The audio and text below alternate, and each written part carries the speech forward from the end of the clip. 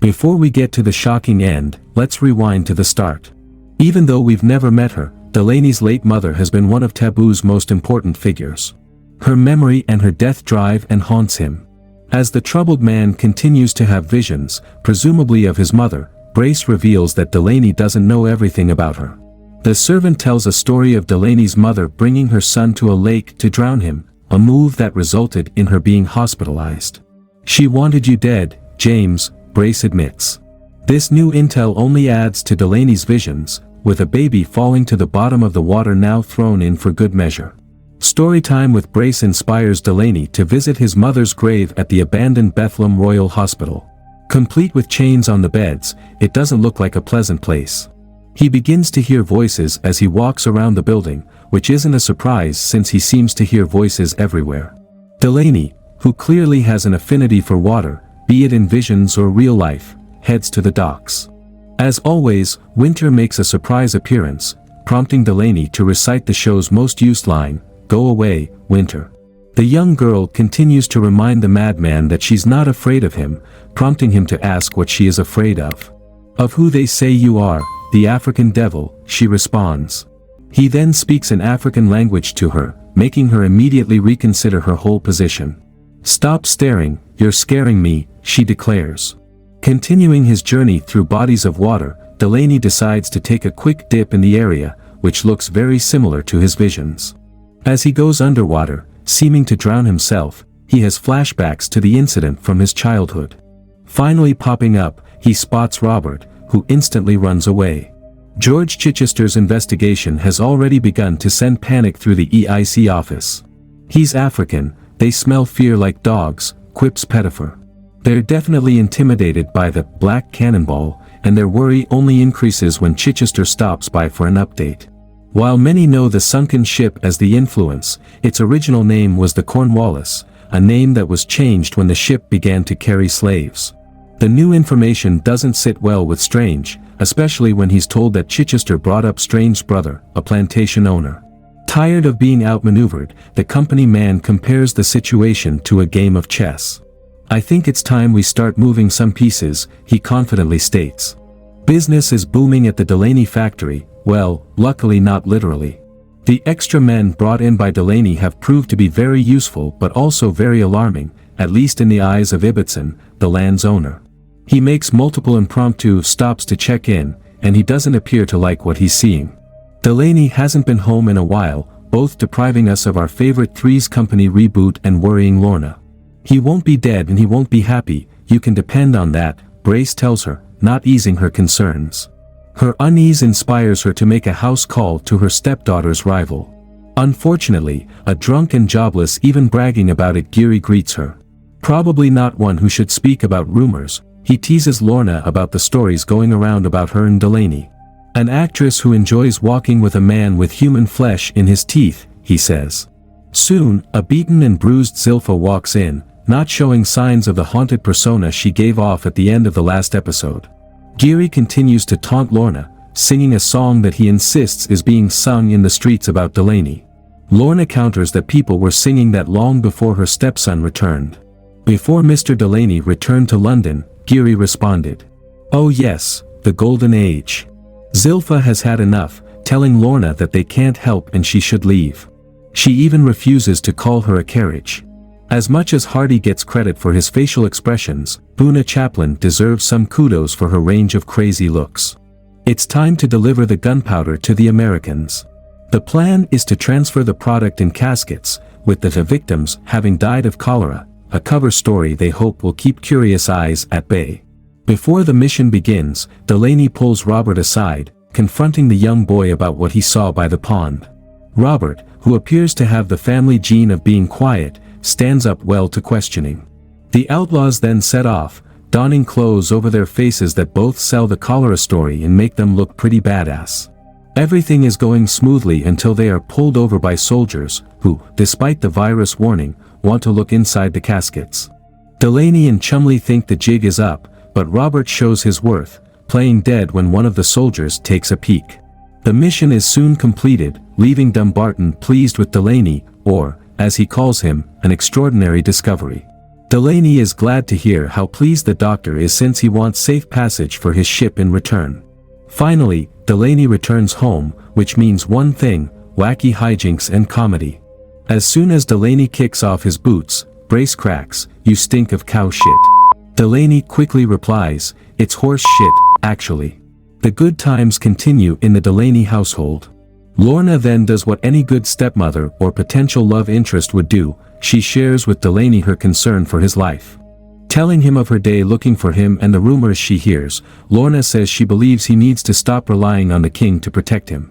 It's a really heartfelt message from Lorna, but Delaney can only hear one thing. "What did my sister say?" he asks. Speaking of Zilpha, she might not have had much to say earlier, but she's up to stuff now.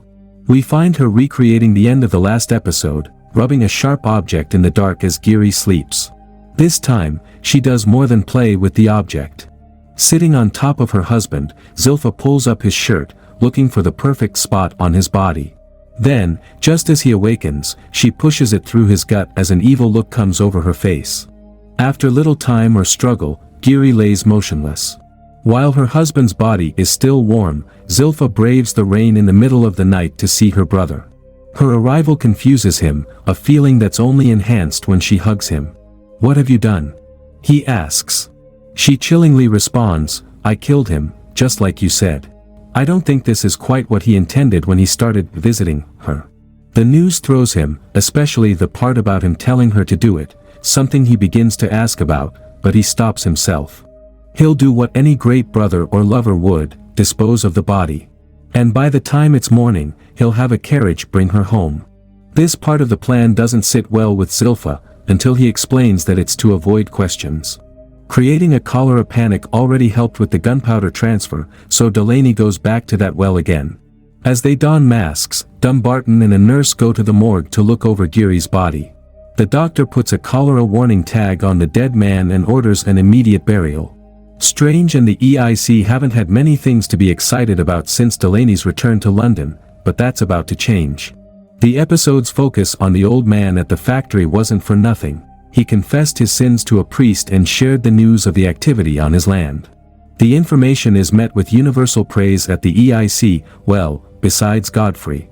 In full panic, Godfrey runs to Delaney's house to warn him. Not very thankful, Delaney sends his informant away and goes to see Chumley.